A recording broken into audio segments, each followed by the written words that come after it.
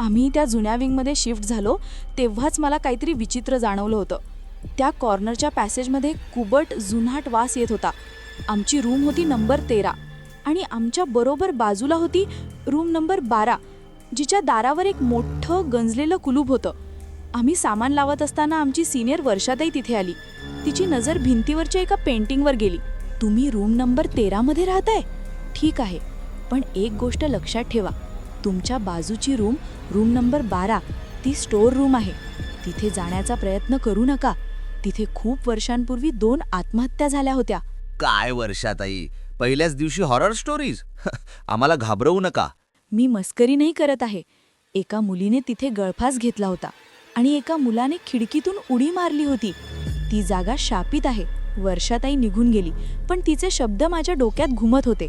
त्या रात्री शांतता भंग पावली. मध्यरात्री मला एक विचित्र आवाज ऐकू आला, जसं काही कुणीतरी जमिनीवर गोट्या घरंगळत खेळते. खर्र खर्र